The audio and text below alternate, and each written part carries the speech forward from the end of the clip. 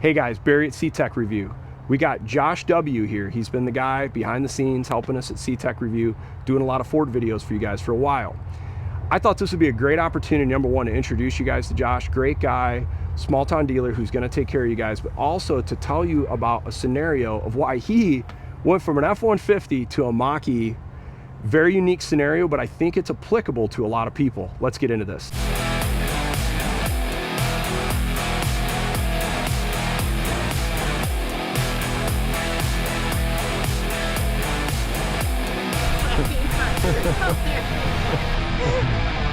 All right, Josh, how the heck do you go from an ICE F-150 to a Mach E? I gotta hear this. In my situation in particular, my wife was with the person driving the F-150. We got into a high over mileage structure where we had to roll some negative. So the Mach E just ended up it made sense because of the interest rate in particular. For me, for this situation, it was 0.05%. We're rolling in about $6,000 in negative. Even with all those factors being put into place, my payment was coming in the low fives. Wow. So it just, I let the numbers do the talking, so to speak. And for me in particular, I had to put it into a high mileage structure, obviously. So the extended range Mach E made more sense per se than the Lightning, because the Lightning, I believe, is the lowest price point we could structure. But by the time you get the extended range battery, the Mach E started to make a little bit more sense. Because that was going to be the one question I was going to ask you, is why not just stay in a pickup truck?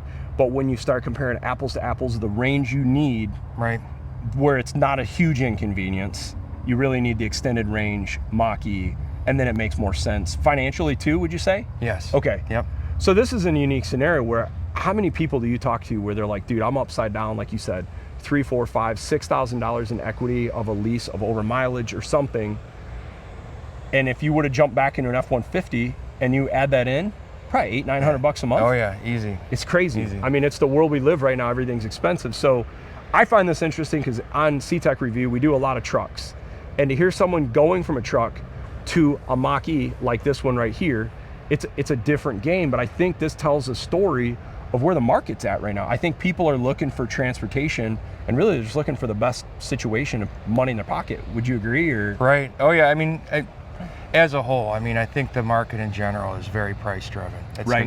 It's going to be a key component no matter how you look at it. So do you see it's different like this year versus last year, or even like in the earlier part of this year? We are seeing some changes. Yeah. I mean, it's constantly evolving, I guess, as a whole. But I mean, at the end of the day, I think people are getting adjusted to the increase in pricing. It is tough. Like, and this is where I'm trying to, and CTech-review is like, how do we try to help people? Like, the whole point is like trying to help people get the best bang for the buck. Right. Some of the stuff we can't control, but what we can control is like snag the deals when we're there. And it feels like right now, even though a lot of the people watching this channel might not be a Mach E or Lightning per se, or want to be an owner, but when you can go save what, $300, $400, $500 a month in a lease, it's a lot of money. I mean, I've said the example before. I don't think anybody ever said, I want to go to Harbor Freight and buy a Harbor Freight tool they want to Snap-on. Right. But at the end of the day, the Snap-on $600 and the Harbor Freight tool is $100, and it gets the job done. Yeah. And so, I mean, I feel like that's a scenario with you, right? Yeah. Oh yeah. That's I was never huge on the electric movement to begin with. I was kind of skittish, concerned about functionality, things like that. But I just feel like at the end of the day, I can make the adjustments I need to make an electric vehicle work for me and my family. Yeah. And what's interesting to me is I think about where we live in Michigan, we're driving distance. Yeah. You know, I mean, you're doing what, 60 miles a day or more, 70? Yeah, well, I'm actually closer to 100. 100 miles a day. It's like a little over 47. So 40, so yeah. That's just work basically, right? It's just work, yeah. So that's 100 miles a day you're doing, and then anything on top of that. And have you seen any areas where you're like, dude, I'm kind of in a jam right now, I don't have enough miles, or how have you kind of mentally prepared? Because I feel like that would get to me a little bit. Yeah, no, I'm early phase with it, so there's still a lot of things I'm wrapping my head around. But for instance, we had a scenario where my wife took the kids to the zoo. I knew we were going to be on the threshold for miles, and once you get within so many miles from the battery being depleted, it automatically starts routing you to charging stations. So we were out in Toledo, and she couldn't find anything but the slow chargers. And I'm talking like within... Like a level 1, like your house charging? Yeah. Oh gosh. So it was basically 2, 3, 4, or 5 miles in an hour. So, and she's got 2 kids in the back screaming, ready to, ready to get out of the car. So that was our first kind of tougher scenario with that. Outside of that, I feel like it's just going to take a different level of planning. Yes. To accommodate for an electric vehicle, you know, like making sure you're charged the night before, having the, you know, doing what it takes to get the level 2 charger installed at the house. Right. Things and like that. And you got that installed at your house? Yeah, well, I'm going to. I'm on the list for it. Is Ford doing anything to help people with like the charging right now? They are. They actually have a program in place, the Power Promise, where basically you have the option to take an added $500 in rebates, or you can have Ford uses a third party. They come out to your place and they have the installer charged for you, or the charger installed for you for free. And so Ford covers that whole thing? I don't want to say the whole thing, because I have heard of situations, it's like there's certain thresholds, like if they have to run the cord for X amount of feet, things like that, and they end up there is a bill at the end of it. Okay, got it. So, but yeah. It's application house specific kind of thing. Right. But Ford is chipping in at least something. Yep, yeah, and from what I understand, we've done the math in a couple different situations. It's more than covers its worth compared to the $500 rebate. Nice. What do we call this? A pretty little dame? Yeah. We're gonna do a cold start on this. Josh is gonna get in this Mach E, and we're gonna see what it sounds like here. Let it rip, Josh. Yeah, I think I'm gonna change the exhaust mode, see if Barry picks up on it. Is that it? Is it on? That's it. Some cheesy dad jokes. Yeah. All right, Josh, walk with me on some lease deals. But what are you seeing right now that's really kind of moving? Some of the bigger lease options right now, I'd say, are the F-150 hybrid. Obviously, that's been So the power boost? Yeah. Is that lease better than like the 2.7, 3.5, or 5.0? The 2.7 they've actually made fairly comparable. Just the recall was a big reason why they dropped a bunch of extra rebates on the 3.5 power boost. So I think that it is comparable price point wise, but you are getting more out of the power boost with the added standard generator and things like that, and a little bit more power. So, but yes, they have made the prices much more competitive between the two. Okay, so because it seems like you see this sometimes with the F-150, where sometimes the 2.7 is a better lease. Other times, I remember, was it last year, where we all of a sudden we saw like the 3.5 was a good lease deal, but this is like a few times now, I feel like we've seen the power boost be the best lease deal, right? Yep. I think it comes down to a couple different things. One in particular being some of the government mandated things with the fuel economy, and just the power boost really helping their overall numbers. For the cafe stuff. That's right. I wonder now though, what's going to be interesting is what's going to happen moving forward, because I think the cafe stuff is done. Yeah. That's going to change the game. Yep. This is a 25, right? Yep. So what is this, Star White, or what's this called, like a Star platinum? White, yeah. Yep, looks pretty sharp. Okay, am I crazy, or did they make some changes in like the body lines or something for 25? Is the headlights, did they change? Is there something different on the Mach E? This looks different for some reason. Am I crazy? I think they changed the grill for sure. The grill? Yeah, okay. because you know how they had that like separate, almost, I wish there was something on here I could show you can see an older I just Mach E. seen one driving yesterday. I was thinking the same thing. That looks different. The headlights too, I feel like. I think this was all one piece at one point. This breaks was it up separate. a little. Yep. So I think they did change that. So if you're interested in any Ford vehicles, this is your guy right here. Josh has been helping the channel now for, man, what, over 2 years. We've been doing videos together, trying to get content on Super Duty, Raptor, Expedition, Explorer, all of them. And so this has been the guy that's been helping the channel, and he's a straight shooter, guys. So if you're interested, I'll put his contact information down below. And I thought what would be fun today is giving you guys a real world perspective of someone that has some equity they got to absorb. Either got to pay it off, right? Yep. Or roll it into the next lease. And there are a lot of people out there that I feel like this is a candidate where it makes sense to just go this route, roll it into something else. Yeah, I had quite a bit of negative equity that I had to put into another lease, and the programs are so good on the Mach E right now that it just made sense to to put it into that perspective. So that makes sense. Just kind of roll it in no matter what it is. I mean, so really, so it doesn't necessarily have to be Mach E. It's just right now, that's the deal to be had, would you say? Yeah, the Mach E and the Lightning. The Lightning, okay. The electric vehicles in general are actually in a really good place. I mean, the key factors, it still has to fit for your lifestyle.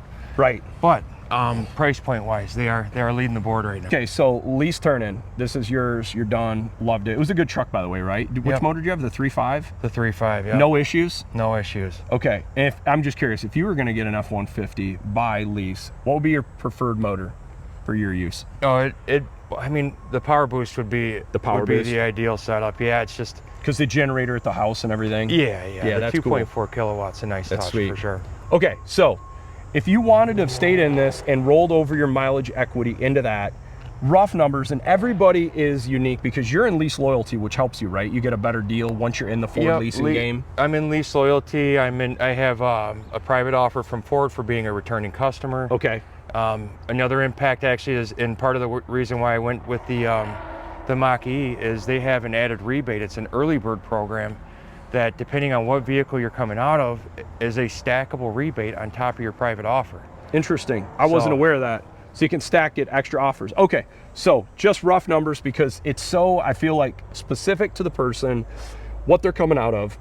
If you would have went from an equal comparison F-150 to a new one, with your rolling over equity, what are you thinking?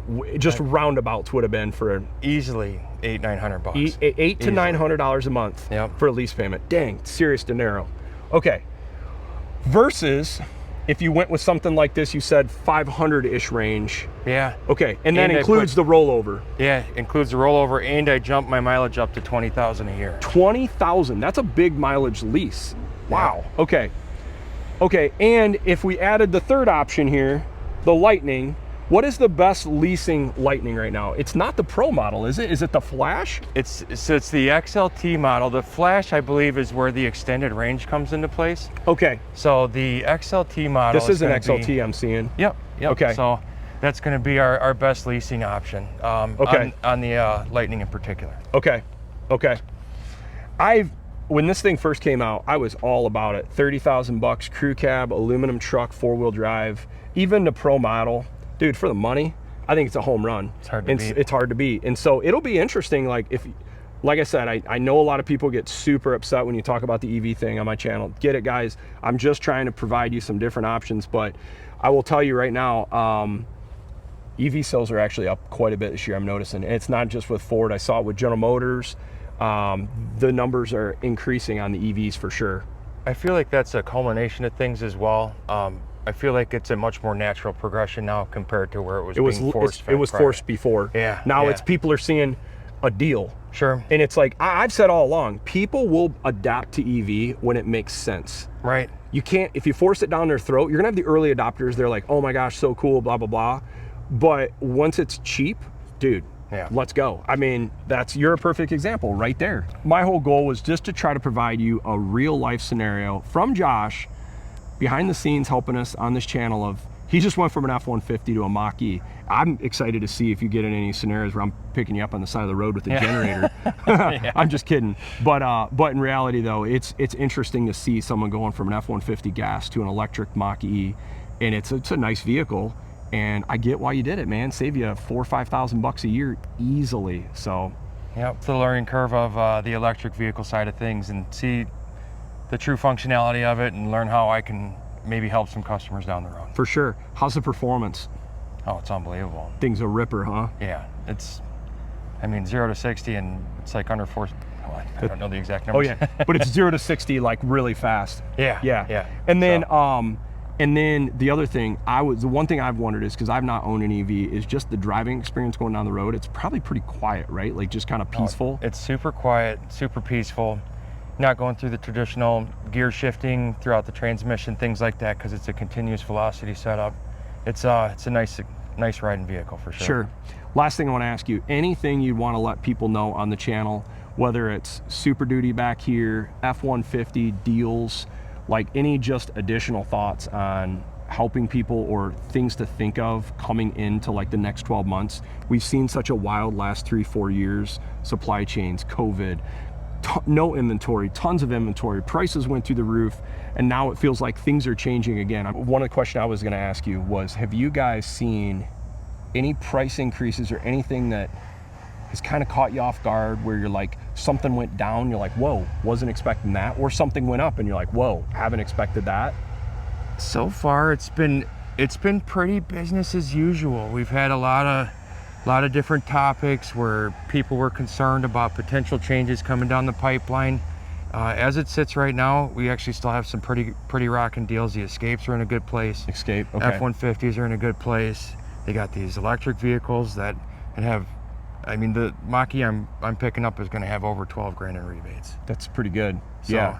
And they've dropped the prices on them too, right? Yep. It seems like the Bronco Raptor thing is really kind of calmed down at this point. If you noticed that, like there was the craze, the market dipped hard, and then like I'm seeing like used Bronco Raptor prices going back up. Yeah. A year ago to today, mine's went up at least 5 grand, which is wild.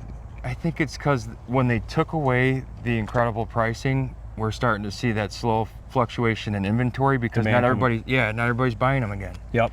Yeah. So it'll be interesting. Yeah, I think that's where we're seeing a lot of the rebound. Yeah. Personally. Rebates. Yeah. Well, hey guys, I just really wanted to get Josh in front of you guys and give his perspectives on this. Got any questions, leave your comments down below, and I'll put Josh's information too if you're looking to strike up a deal here with him on any different Ford vehicles. Anything you guys need, be happy to help. Let me get my big ass hand out of there. Thanks, Josh. Thanks for watching.